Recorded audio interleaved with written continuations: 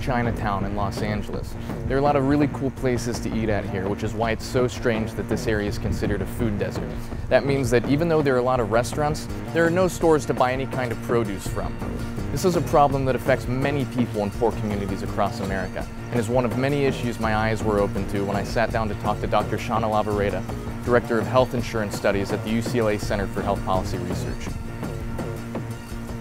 Healthcare is really the delivery of health to people, and that's doctors and nurses and providers, and health insurance is how we pay for all that. And so you have a healthcare system where they're required to take care of everybody, and they should be. I mean, anyone who's sick should be able to get health care. But then you have health insurance, which says how are we going to pay for it. So what's really broken is the fact that so many people, we have over 50 million people uninsured in this country. So when they need health care, they get charged thousands and thousands of dollars, or they feel like they can't go at all. So really you have this big mess of a system of trying to put those two things together. The Patient Protection and Affordable Care Act, which is called the Affordable Care Act, or the ACA, what it did was it really tackled the health insurance system and said, we've already had so many states experimenting with what works. We know what works, let's take that national. And what works is we're going to expand the public system. We're going to give more people public health insurance who there's no way they can afford private. These are people who live on incomes of about $15,000 per year, you know, somewhere in that range. We're going to say that they can now get health insurance whether or not they have children, which is a very big change because it used to be just if you had kids. So we're going to expand health insurance for them on the public side. On the private side, we know that people who don't get health insurance through their work can't afford it. They just can't. It can be somewhere between $2,000 to $3,000 a month if you have some pre-existing conditions, and even $500 a month, which is very inexpensive, very hard for people to afford. So what we're going to do there is make these new private marketplaces called exchanges, but they will be run by the states. But within those marketplaces, just like they have existing in Utah and Massachusetts, there will be private competition, and people who make about, it's called the federal poverty level, so it's hard to explain, but they make incomes all the way up to $88,000 a year for a family of four. The federal government's going to help them buy insurance. So instead of costing you $2,000 a month, it'll be capped at 1% of your income, and so it'll only cost you a few $100s, and the federal government will pay the rest. So that's going to help a lot more people get health insurance, about 30 million people, according to the Congressional Budget Office, and those are really good things. The bad thing is that that leaves about 20 million people still uninsured, at least 20 million, and that now it looks like with the Supreme Court decision, the public programs might not be expanded in every state. Because our current political climate is such that some states just don't want to expand public health insurance regardless of whether or not the federal government is paying for it, which they would be, which is a shame, but it's the truth. And so it's not going as far as it could go. It's not an instant default, everybody's in the system, we're going to pay for everybody, let's make it less complicated. It actually does make things a little more complicated because it adds on to our currently complicated system. Most of the people in the exchange, most of the companies offering health insurance will be these private companies, most of them for profit. And so the reduced premiums, the subsidies for those premiums are going directly to the insurance companies, which is why many people on the left are very unhappy because they say it's a big subsidy for the insurance companies. But there will be also these co-op plans, citizen-owned and operated plans, that's the acronym, and those plans are going to be entirely nonprofit and just for the people who are in it. So those are going to be competing against the private insurance companies, along with the plans that the federal members of Congress get. The Office of Management and Budget will also be competing with the private plans, and so you can choose the same plan as your member of Congress if you like. The fact is that the Affordable Care Act, if you really give it the genesis that it deserves, it's really the Nixon, McCain, Romney, Dole bill. I mean, it really is. These men are actually the forefathers of all of the ideas that are in the Affordable Care Act. And then the Democrats appropriated them and said, okay, we now agree with these ideas, and we're going to take them and say this will go through.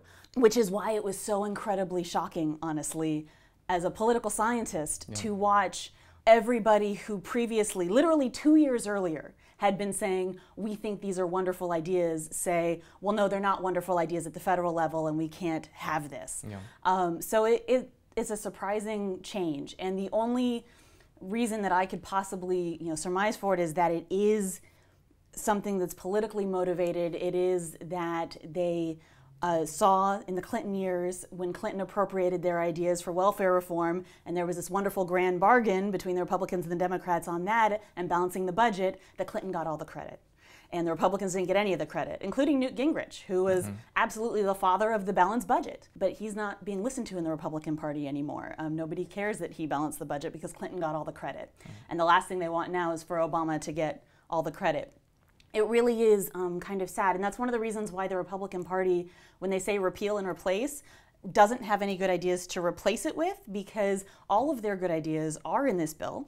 It really is a mishmash of every good idea you could possibly name, including the one thing that's not in there is national malpractice reform, but that would just be taking what we have in California nationwide, and what we have in California obviously hasn't stopped raising costs and gotten rid of the uninsured problem, because we still have the largest uninsured population in the country. So really, that's the only thing that's been left out. And so that's the one thing that's been kind of glommed onto as, oh, this wasn't in there, so maybe this will fix everything.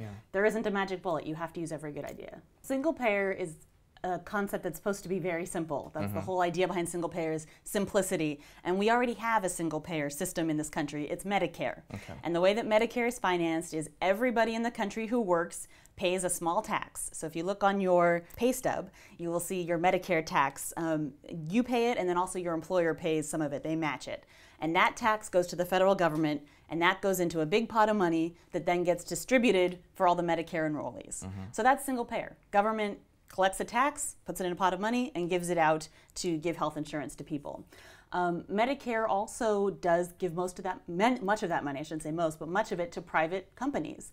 We have an entirely private delivery system. None of the doctors who take Medicare are employed by Medicare. And we also have private insurance companies, the Medicare Advantage, HMOs, that are getting paid to be able to take care of people. So this is a single payer financing system, but a private delivery system still. And what most people on the left would like to see would be Medicare for all. That we would just have an increase in that tax that would then cover health insurance for everybody in the country. What is currently the best healthcare system in action on the planet? Several examples, in your opinion. That's a really interesting question, and I've been thinking a lot about that question. And I hate to say it, and I hate to sound like a politician, but it depends on how you define the word best. Because if you define best as the best technology, the most advanced kind of healthcare delivery, then the United States actually has the best healthcare system, which is what many people say. Everyone else in the world comes here when they have very serious problems. That's very true. But it's only for people that can afford it. We still have 50 million uninsured. We pay more than double per person than anywhere else. And our life expectancy is actually very low, and many of our health outcomes are very low.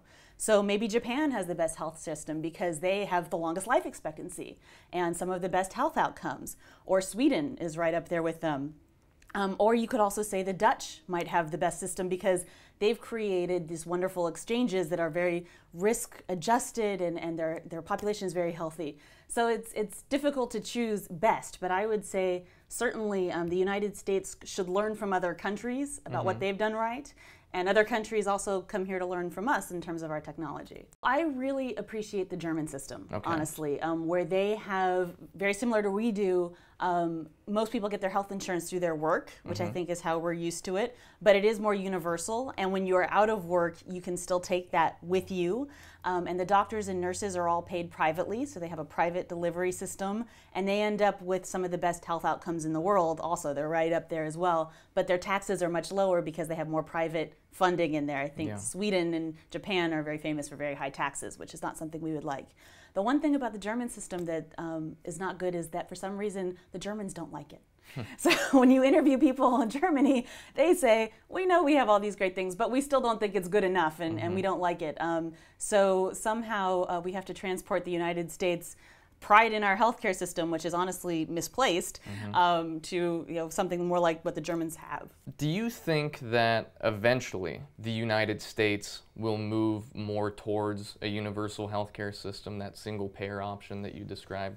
I hope so. I hope we will get sick of our own complexity.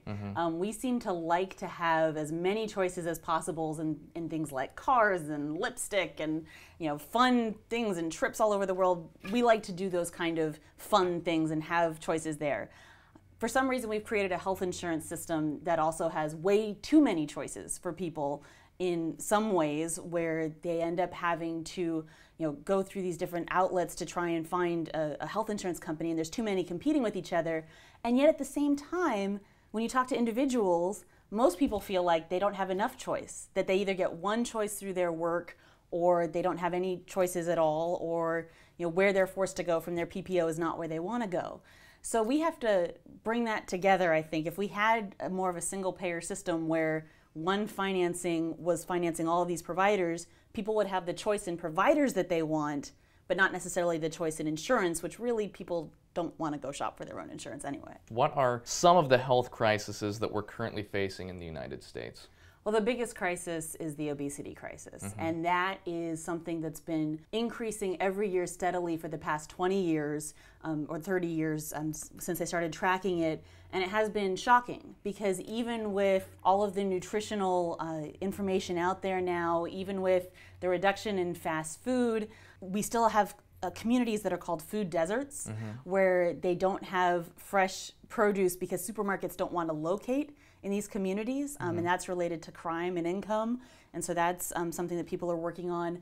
And we still have obesity rates that keep climbing on an annual basis. I mean, this is very, very fast. This is not something that you can't track, and something must have changed in the past 20 or 30 years. And at this point, they're starting to look at artificial sweeteners, not just the high fructose corn syrup, but even things that are 0 calorie.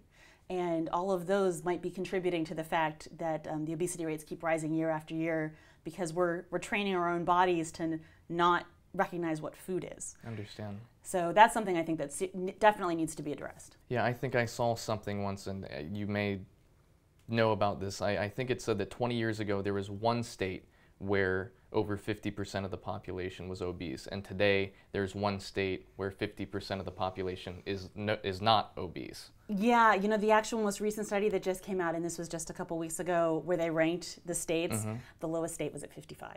55? Yeah. Wow.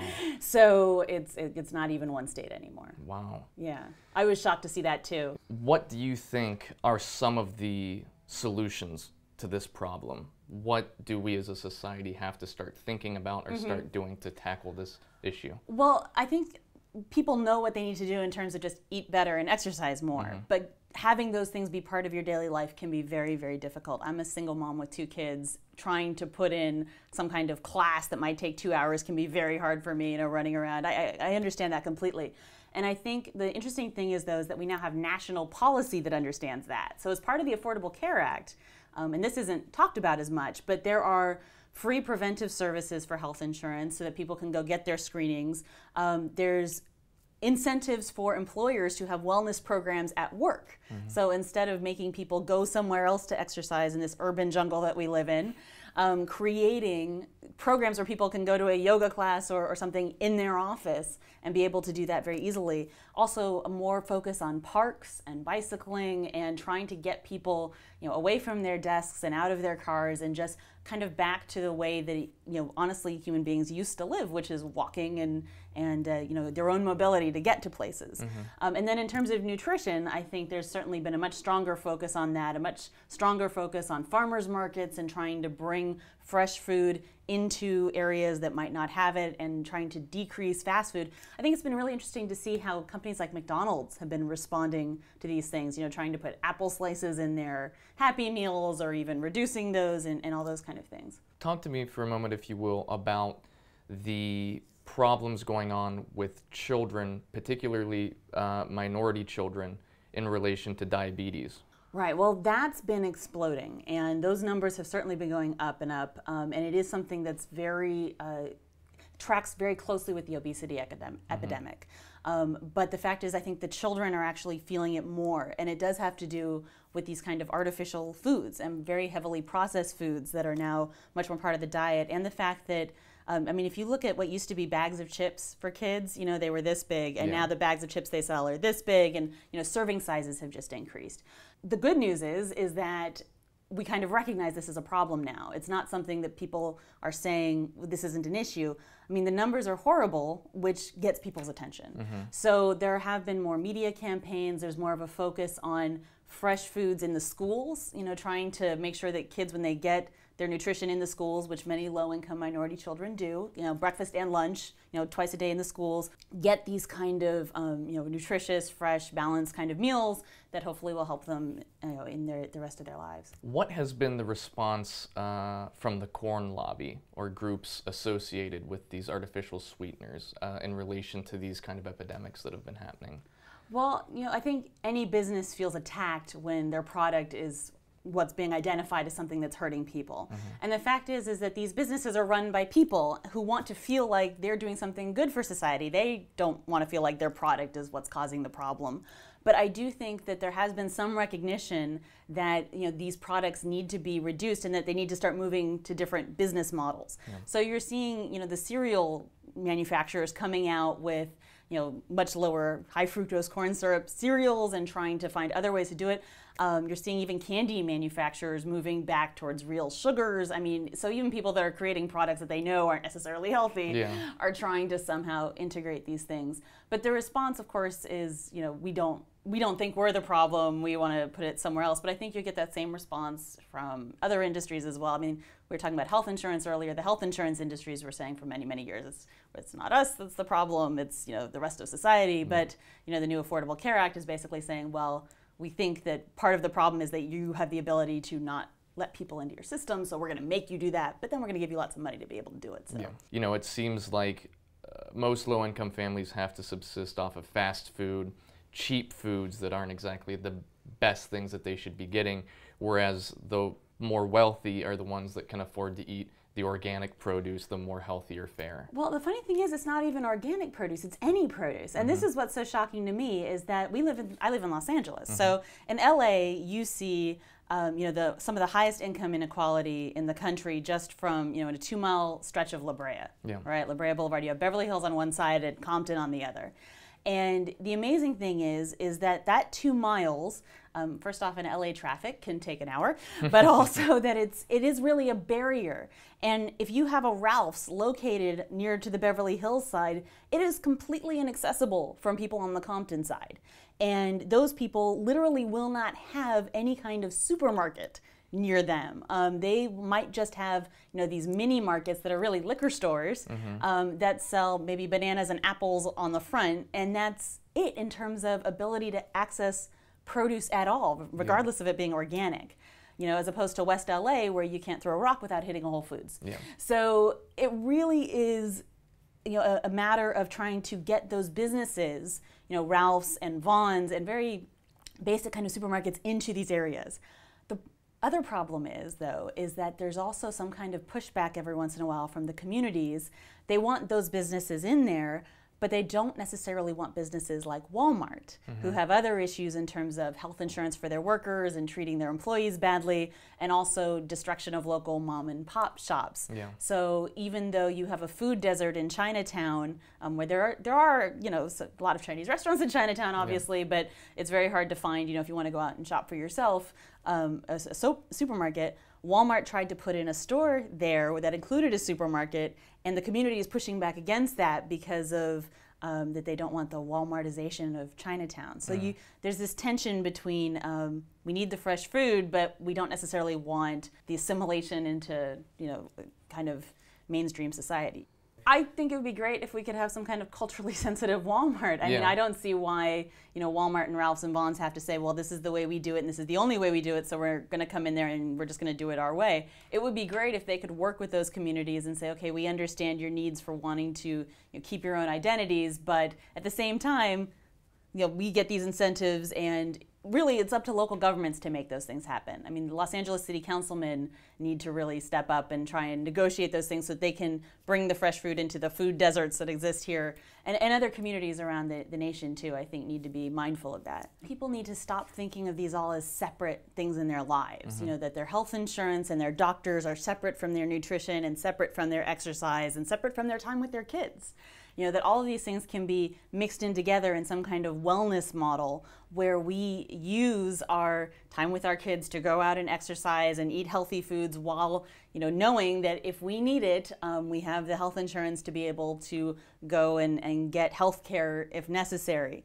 Or the Kaiser model here in Los Angeles, where they're trying to have classes and nutrition classes for people to come in and learn skills to take with them for the rest of their lives. Those kind of things can also be useful too, where the doctor's office can become more of a community center. So I think really we need to have more of a community focus in integrating these things together as opposed to keeping them in separate silos. What are your thoughts in regards to what's currently happening, and this is late 2012 now, we're in an election year, in regards to what's been happening with the women's health issues? The left is painting it as a war on women by the right, which I tend to agree with. How do you look at what's happening currently, and what our future could or should be in regards to if we go down the path of the conservative path or the liberal path? Well, I think what's been most interesting to see is how every time somebody comes up with a statement, such as running Senator Akin about women's bodies and their ability to not get pregnant if we don't want to, that every time those kind of comments come to light in the world we live in, they aren't just accepted and pushed aside and just said, okay, it creates a huge national furor and a huge national debate. When the Komen Foundation wanted to defund Planned Parenthood and say we're not going to support this organization, it sparked a huge national debate and a huge national outcry. So what I've been most kind of interested in seeing and gratified to see is that these millions of women across the country are realizing that in a very public way, I'm not so sure that there's a war on women as much as there is so much ignorance and so much people who are ignorant trying to make those things into public policy that as a society, it seems like millions of women are standing up and saying, we're just not going to accept that. And every time those things have come up, women's rights have prevailed recently, which has been very good to see. Hopefully we will not go back to the days when they come up and women's rights do not prevail. Yeah. We just passed the anniversary of when the women's right to vote was passed. And the amazing thing about that is it was first proposed in 1848, and it wasn't passed until 1920. And the Women's Equal Rights Amendment was proposed in the 1970s. Let's hope we don't have to wait quite as long. I think that hopefully we're moving quickly enough to get to a point where passing that would be almost de facto, that it would be, well, why not? This makes no sense that it hasn't been passed, so let's do it and get it over with. But in order to get to that point, I do think that we're going to have to settle some of the other struggles first. The Obamacare struggle is taking up a lot of air in the room. And also, honestly, the struggle for gay and lesbian people to gain equal rights in terms of their civil rights to be able to marry, that is taking up a lot of the attention now. I think those might have to die down first before we can start tackling a bigger question, which is women's equality with men and the Equal Rights Amendment there. If an Equal Rights Amendment were to be passed, what would it be trying to accomplish? What rights would it be trying to give equity to men? Well, I think we've moved in that direction with the ACA saying that no longer can women be charged more for health insurance just because they're women. Being a woman is not a pre-existing condition was a really wonderful slogan that was going around there. And the fact is it's true. If you are a woman in your 30s, you're considered at risk of childbearing. In your 20s or 30s, you're at risk, so you end up getting charged more. Those kind of issues, I think, are kind of under the table gender inequalities that are still ongoing, certainly. You see it also in the workplace when they think, well, a woman is at risk of taking time off for family and those kind of things, and if someone gets sick, so we're not going to necessarily promote her into a position where she would have more supervision and all of that.